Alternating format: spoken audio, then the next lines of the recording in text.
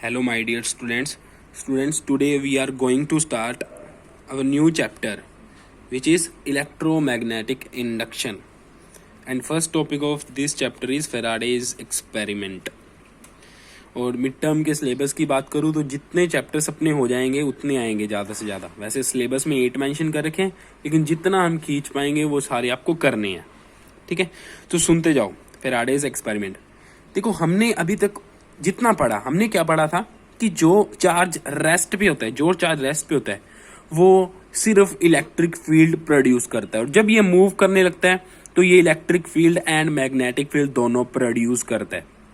इसके अलावा हमने ये देखा था कि जो करंट कैरिंग वायर होती है वो क्या करती है, मैग्नेट की तरह बिहेव करती है, मैग्नेटिक फील्ड प्रोड्यूस करती है.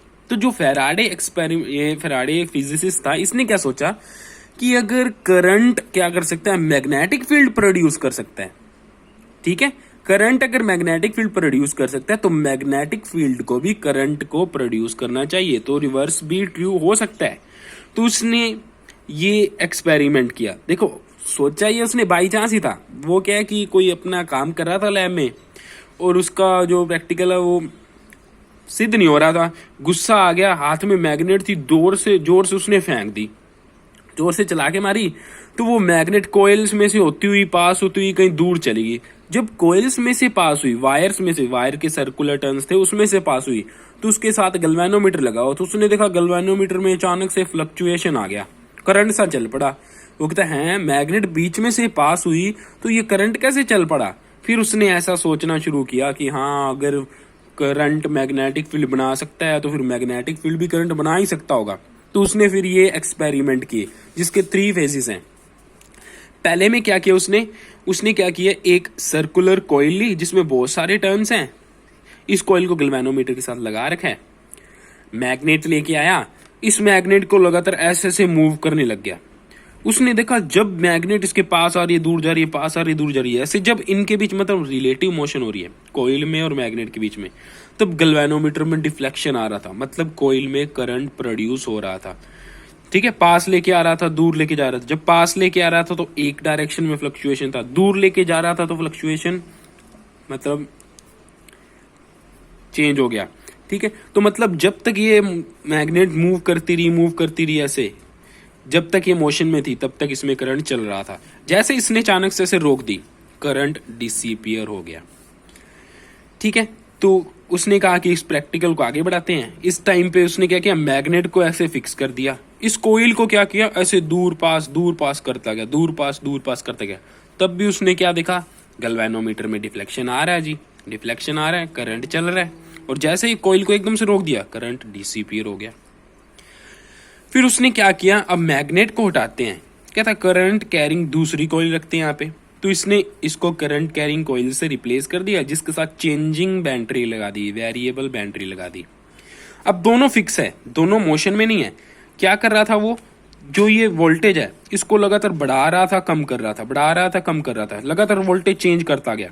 तो इस वाली कॉइल में करंट चलता गया.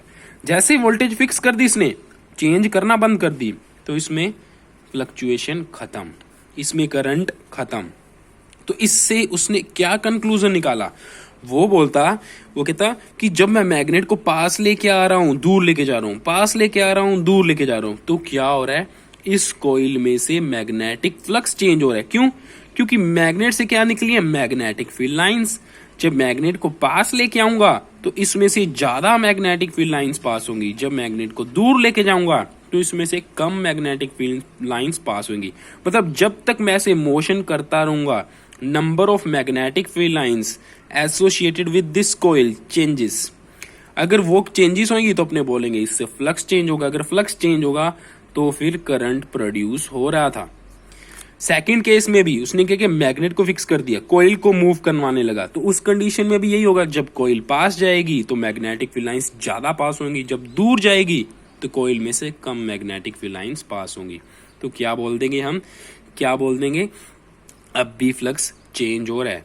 थर्ड केस में क्या हुआ, दोनों फिक्स हैं, बट जब हम वोल्टेज बढ़ा रहे थे तो इस कॉइल में से ज्यादा करंट पास हो रहा था, और ये करंट कैरिंग वायर है, ये भी मैग्नेट की तरह ही तो बिहेव करेगी, तो इसकी मैग्नेटिक फील्ड लाइंस, कुछ मैग्नेटिक फील्ड लाइंस तो इसको भी क्रॉस करेंगी, सारी तो नहीं, कुछ तो करेंगी ना इस कॉइल को, कुछ मैग्नेटिक फील्ड लाइंस तो इसको भी क्रॉस करेंगी। तो ये थोड़ा सा आपस में टच हो गया, मैग्नेटिक फील्ड लाइंस एक दूसरे को टच नहीं करती है। मतलब आप भावनाओं को समझो कि मैग्नेटिक फील्ड लाइंस कुछ, अगर आप करंट बढ़ाओगे, वोल्टेज बढ़ाओगे तो इसमें करंट बढ़ेगा, करंट बढ़ेगा तो इसका मैग्नेटिक फील्ड बढ़ेगा, तो इसकी मैग्नेटिक फील्ड लाइंस भी बढ़ेंगी।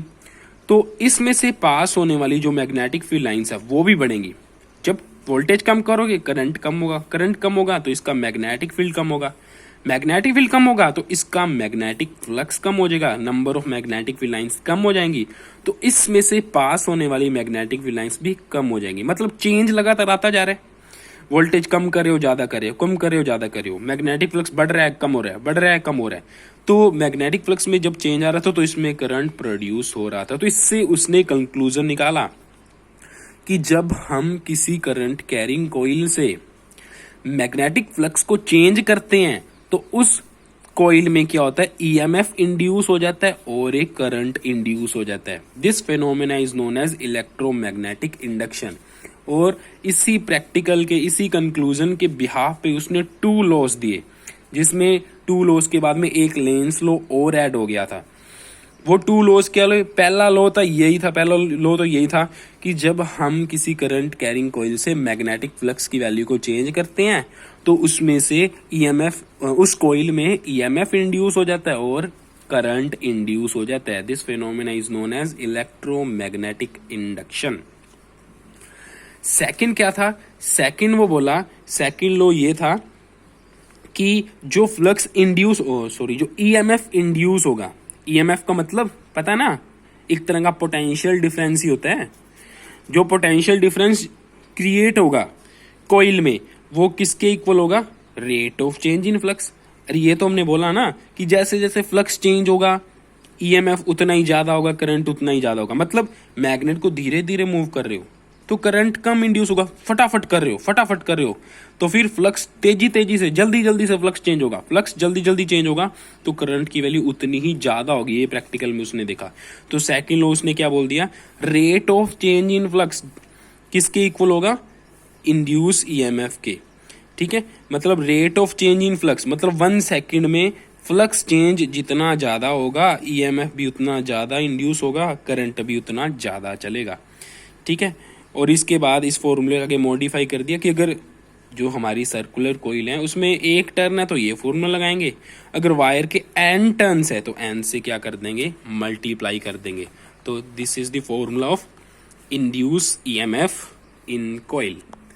अब लेंज आया, उसने क्या इसमें चेंजेस करिए वो अभी देखते हैं नेक्स्ट वीडियो में।